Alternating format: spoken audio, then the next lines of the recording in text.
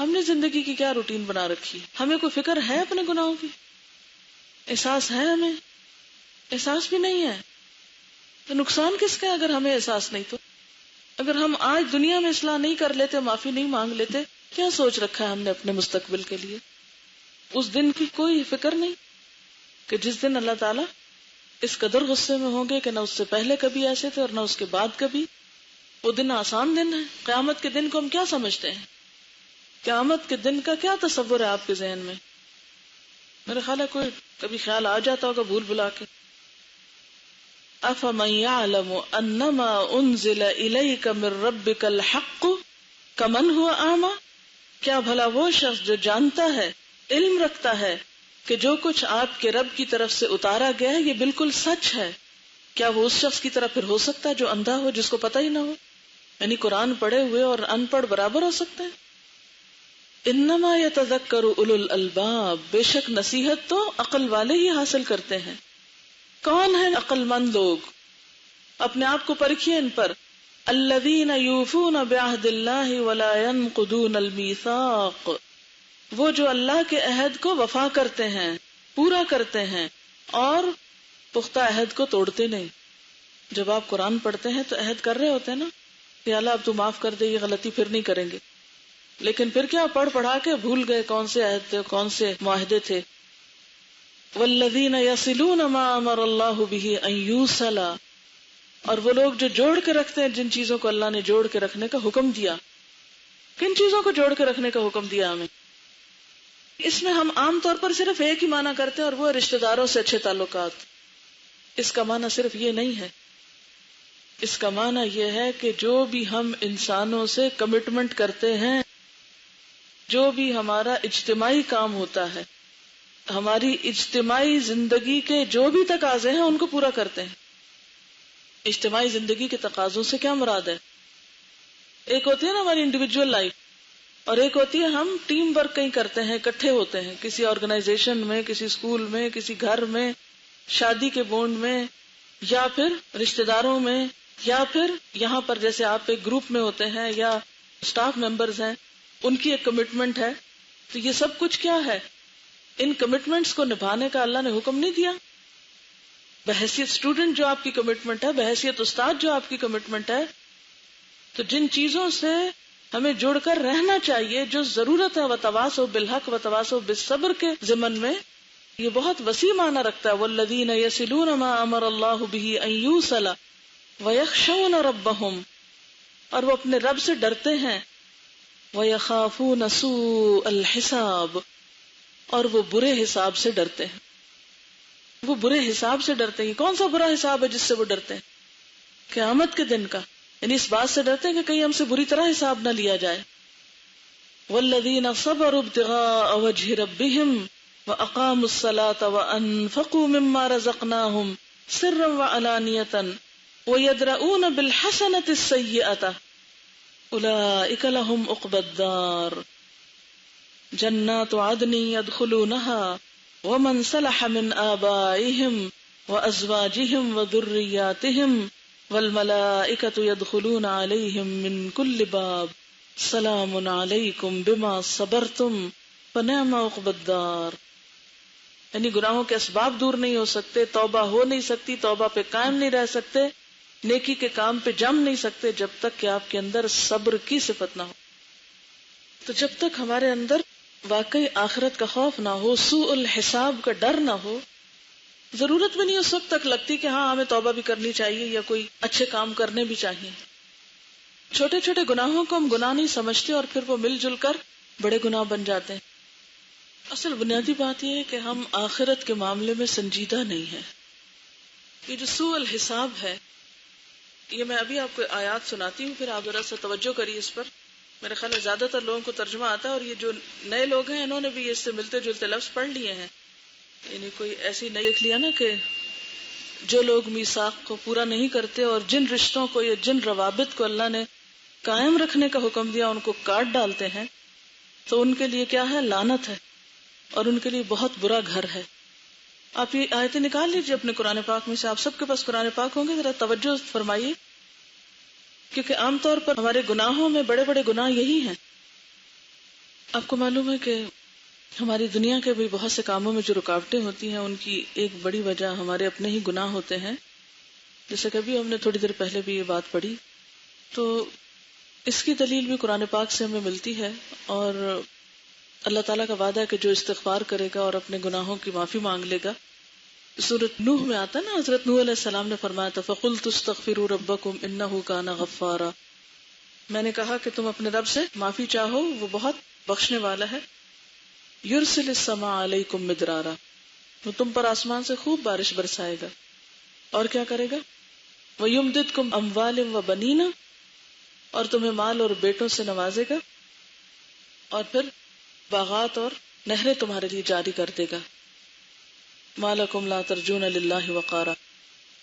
تو حقیقت یہ ہے کہ اللہ تعالیٰ کے آگے اپنے گناہوں کا اعتراف اور سچے دل سے معافی مانگ لینا اور اپنی اصلاح کی مسلسل کوشش کرنا ہماری دنیا اور آخرت دونوں کے لیے فائدہ مند ہے. اور اگر ہم غلط کام کرتے ہیں تو یہ آیتیں ایک پورا کمپیریزن ہے، دونوں گروہوں کو آمنے سامنے لا کے بتایا گیا. دو کردار ہیں یہاں. میں دوبارہ پلے کرتی ہوں، آپ ذرا سنیے. بسم اللہ الرحمن الرحیم. اللہ کی رحمت سے دوری. ہم میں سے کوئی ہے جو اپنے لیے چاہتا ہو؟ پھر ہم کیوں ایسے کام کرتے ہیں کہ جس سے ہم خدا کی رحمت سے دور ہو جائیں؟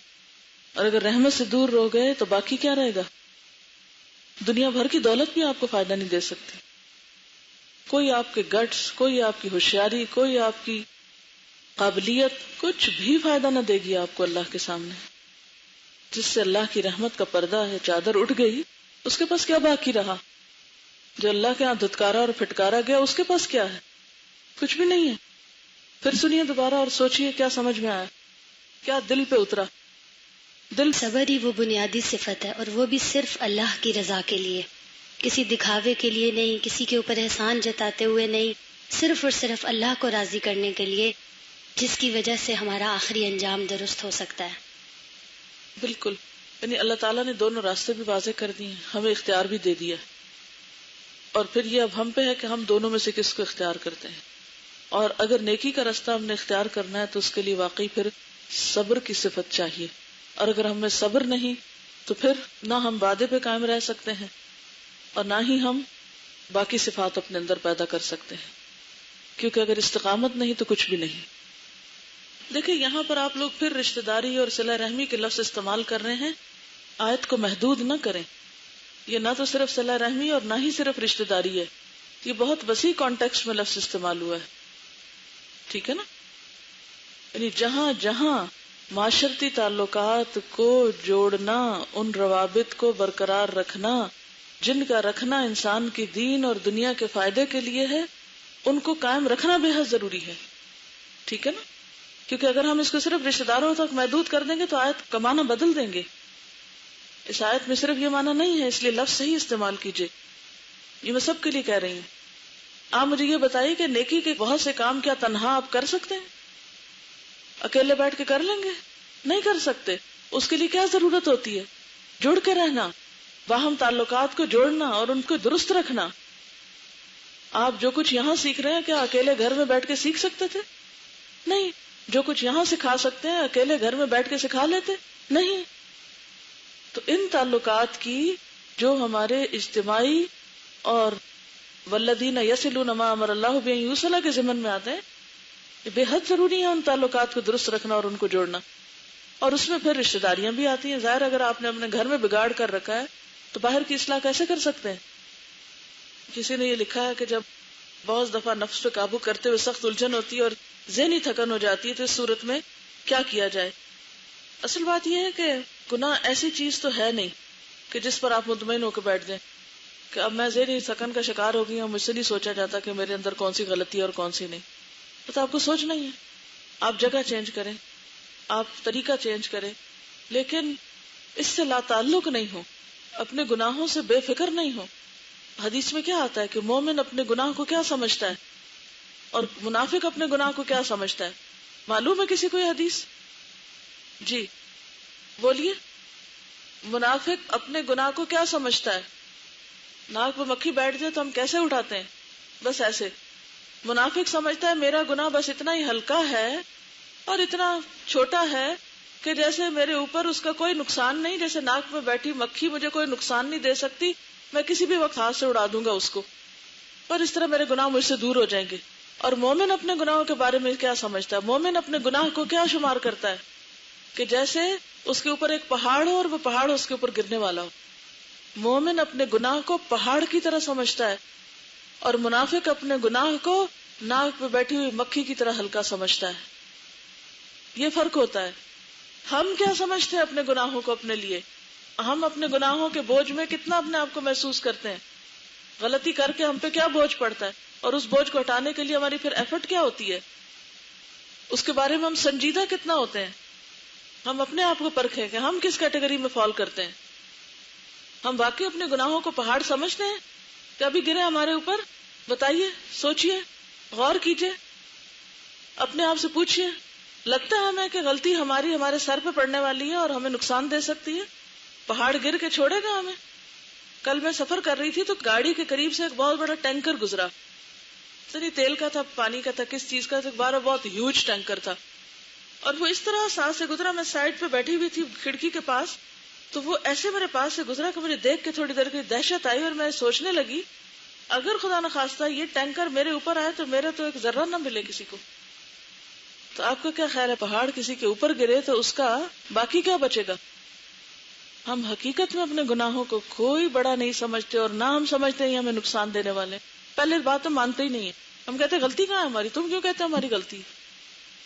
تو یہ غفلت کی زندگی ہمیں کہاں لے جائے گی؟ اس بوجھ کو ہٹانا اور اس کو دھونا اور اس کی صفائی ہم سب کے لیے بے حد ضروری ہے. اسی وجہ سے میں نے اس مہینے آپ کے لیے اس کتاب کا انتخاب کیا. جتنا میں آپ کو پڑھا سکی پڑھا دوں گی، اور جو رہ جائے اسے آپ نے مکمل کرنا. ایکچولی جیسے میں نے آپ کو بتایا نا کہ میں اپنے مطالعے کے لیے مختلف کتابوں کا انتخاب کرتی رہتی ہوں، تو پھر روز کچھ حصہ پڑھتی ہوں. تو میں اس طرح اس کو پڑھ رہی تھی کہ روز ایک طریقہ سیکھ لیتی تھی یا دیکھ لیتی تھی کہ جس سے گناہ دھلتے ہیں، اور اس میں سے جو میرے بس اختیار میں تھا یا مجھ سے ریلیونٹ تھا اس کو میں اپنے عمل میں لانے کی کوشش کر رہی تھی کہ اس طریقے سے میں شاید کچھ فائدہ اٹھا سکوں. تو جب میں خود اپنے لیے کر رہی تھی تو جی چاہا کہ کیوں نہ آپ سب کو بھی اس سے فائدہ پہنچایا جائے. یہ 2 سوال اس پر آئے ہیں کہ گناہوں کی پہچان کے طریقے کیا ہو سکتے ہیں، اور انہوں نے لکھا ہے کہ کیا یہ اچھی بات ہوگی کہ میں اپنے ہسبینڈ اور بچوں سے پوچھوں کہ مجھے وہ باتیں میری بتائیں کہ جو میں غلط کرتی ہوں. یہ انہوں نے بہت اچھا طریقہ بتایا. پہلے سوال میں تھا کہ وہ طریقے بتائیں جس سے ہمیں ہمارے گناہ پتہ چلے، اور دوسرا یہ ہے کہ کیا ہم اپنے قریبی رشتہ داروں سے کہہ سکتے ہیں کہ وہ ہمیں ہماری غلطیاں بتائیں. بالکل یہی طریقہ ہے. اپنے گناہوں یا غلطیوں کو جاننے کا طریقہ کیا ہے؟ نمبر 1، ہم اپنے ساتھ سچے ہوں. جن غلط باتوں کو ہم غلط سمجھتے ہیں جب بھی ہم کریں تو ہم ان کو مان جائیں. نمبر 2، ہم اپنے قریبی لوگوں کو جو زیادہ قریب سے ہمیں جانتے ہیں، مثلا انہوں نے اپنے ہسبینڈ اور بچوں کو کہا، یہ تو بہت ہی اچھا ہے، کیونکہ جو ہمارے ہسبینڈ ہمیں جانتے ہیں وہ ہم خود بھی اپنے آپ کو نہیں جانتے، یا ہمارے بچے جو ہمیں جانتے ہیں وہ زیادہ بہتر طور پہ بعض اوقات بتا سکتے ہیں. ہو سکتا ہے بعض اوقات ان کی ججمنٹ غلط ہو، لیکن اگر وہ دلیل کے ساتھ بات کریں اور صحیح بات کریں تو پھر ہمیں ماننی چاہیے. اور اسی طرح ہم اپنے قریبی دوستوں کو بھی اجازت دیں کہ وہ ہمیں ہماری غلطی بتائیں، اور جب بتائیں تو خدا کے لیے صفائی نہیں پیش کریں. اگر کوئی ہمیں ذرا بھی غلطی بتا تو ہم کہتے ہیں نہیں ذرا ٹھہر جائے، میں تو بتاتی ہوں کہ اس کی وجہ کیا تھی. یہ چھوڑ دیں، وجہ کچھ بھی تھی، غلطی تو غلطی ہے. وجہ کے بغیر کون سی چیز ہوتی ہے؟ ہر چیز کے پیچھے کوئی وجہ ہوتی ہے. ابھی وجوہات تو سب سے پہلے میں نے آپ کو بتائی ہیں. شیطان کا بہکاوا ہو سکتا ہے، نفس کی خواہش ہو سکتی ہے، بہت سے اسباب جو ابھی آپ نے پڑھے. پہلے تو خود لسٹ ڈاؤن کریں اپنی، جو خود آپ اپنے آپ کو پہچانتے ہیں وہ خود لکھیں. یہ آپ کا ہوم ورک ہے سب کا. اپنی غلطیاں خود لکھیں. میں اس لیے یہ کرنے کی جرات کر رہی ہوں کہ یہ میں نے اپنے ساتھ بھی کیا ہوا یہ طریقہ. تو جو کام میں نے خود کیا ہوا ہے میں آپ کو کہہ سکتی ہوں، کیونکہ مجھے اس نے بہت فائدہ دیا تھا کہ میں کیا کیا غلطیاں کرتی ہوں. آپ لکھیں اور لکھ کے اب دیکھیں، اور اس کے بعد ایک لسٹ خود بنائیں اور ایک لسٹ کسی اور سے بنوائیں یا مختلف لوگوں سے بنوا لیں، فادر، مدر، بہن، بھائی، جو بھی قریب ہیں آپ کو اچھی طرح جانتے ہیں ان سے. پھر ان دونوں لسٹوں کو چیک کریں، پھر دیکھیں آپ خود کو کتنا نہیں پہچانتے، کہاں کہاں آپ کو پتہ ہی نہیں کہ آپ خود غلط ہیں، اپنے بارے میں آپ خود کتنے لا علم ہیں. اور کسی بھی غلطی پہ نہ تو صفائی پیش کرنی ہے، کیونکہ ہم فوراً اپنے آپ کو کور کرنے لگتے ہیں، ڈھانپنے لگتے ہیں، نہیں نہیں نہیں نہیں یہ اس لیے نہیں اس لیے. یہ نہیں کرنا، خاموش رہنا ہے اور پھر دیکھنا ہے کہ واقعی ہے اور میں کرتی ہوں تو کیوں کرتی ہوں، اور مجھے کیوں نہیں احساس کہ میں غلط کرتی ہوں. اور پھر اگلا سٹیپ کہ ان کو دھونا کیسے ہے، ان کو سامنے رکھ کے کیسے معافی مانگنی ہے. انشاءاللہ اگلے دنوں میں دیکھیں گے اس کو. اور پھر یہ بھی کہ اللہ تعالیٰ سے کیسے توبہ کرنی ہے اور اپنی اصلاح پھر کیسے کرنی ہے، درست کیسے کرنا ہے خود کو. صرف اتنا ہی ایکسرسائز کافی نہیں کہ ہم پتہ کر لیں کہ ہمیں یہ غلطیاں اور پھر اس کے بعد کہ ہاں مان تو لیا ہے ہیں تو پھر کیا کریں، اب ہیں اتنا کافی نہیں، کیونکہ تو ہمیں پتہ ہے وہ خطرناک ہے، ہلاکت خیز ہے. آپ اس کو اس طرح بھی ڈیوائڈ کر سکتے ہیں، حقوق اللہ میں سے میں کیا غلطیاں کرتی ہوں، مثلا اپنی نمازوں کے ساتھ میرا کیا معاملہ ہے. یہ اتنی میں اوروں کو درس دیتی ہوں اور خود اپنی نمازیں قضا کرتی ہوں، تو ایسے لوگوں کے درس کیا کریں گے، ان کے منہ پہ نہیں پڑیں گے. پھر تعویلیں کیا کریں، تھکے ہوتے ہیں کیا کریں، بیمار ہیں تو کیا کریں، یہ ہے وہ ہے. یہ بھلا کیا باتیں ہوئی؟ کیا واقعی وہ عذر جو آپ نے اپنے لیے گھڑ کے رکھے ہوئے ہیں وہ اللہ تعالیٰ کے ہاں بھی عذر ہیں؟ حقوق اللہ میں سے کیا کیا کمی ہے ابھی تک؟ نماز، روزہ، زکوٰۃ، حج وغیرہ وغیرہ. حقوق العباد میں کیا کمی ہے؟ اخلاقیات میں کس چیز کی کمی ہے؟ فرائض اور ذمہ داریوں کے حوالے سے کس قدر کوتاہی ہے اور مجھے کیا کرنا چاہیے. مثلا اگر آپ کو یہ پتا چلے چھت گرنے والی تو آپ کیا کریں گے؟ پھر کیا کریں؟ گر جائے یہ کریں گے. اگر آپ کو پتا چل جائے کہ آپ کو بیماری لگ چکی ہے تو آپ کیا کہیں گے؟ پھر کیا کروں، لگ چکی ہے تو لگ چکی رہے. ایسے کرتے ہیں؟ کیا کرتے ہیں؟ علاج کرتے ہیں نا. تو اپنے نفس کا بھی تو علاج کرنا ہے نا، ہمیں اپنی عادتوں کا بھی تو علاج کرنا ہے یا نہیں کرنا؟ یہ بیماری رہنے دینا خود کو. بیماری کا نتیجہ کیا ہوتا ہے؟ ہلاکت. تو اگر ہم بیمار ہیں تو مان لینا چاہیے اور مان کے پھر اصلاح کرنی چاہیے تاکہ ہم صحت مند ہو جائیں اور آخرت خراب. الذين يوفون بعهد الله ولا ينقضون الميثاق والذين يصلون ما أمر الله به أن يوصل ويخشون ربهم ويخافون سوء الحساب والذين صبروا ابتغاء وجه ربهم وأقاموا الصلاة وأنفقوا مما رزقناهم سرا وعلانية ويدرؤون بالحسنة السيئة أولئك لهم عقبى الدار جنات عدن يدخلونها ومن صلح من آبائهم وأزواجهم وذرياتهم والملائكة يدخلون عليهم من كل باب سلام عليكم بما صبرتم فنعم عقبى الدار والذين ينقضون عهد الله من بعد ميثاقه ويقطعون ما أمر الله به أن يوصل ويفسدون في الأرض أولئك لهم اللعنة ولهم سوء الدار الله يبسط الرزق لمن يشاء ويقدر وفرحوا بالحياة الدنيا وما الحياة الدنيا في الآخرة إلا متاع ويقول الذين كفروا لولا أنزل عليه آية من ربه قل إن الله يضل من يشاء ويهدي إليه من أناب الذين آمنوا وتطمئن قلوبهم بذكر الله ألا بذكر الله تطمئن القلوب الذين آمنوا وعملوا الصالحات طوبى لهم وحسن مآب. سبحانك اللهم وبحمدك نشهد أن لا إله إلا أنت نستغفرك ونتوب إليك. السلام علیکم ورحمۃ اللہ وبرکاتہ.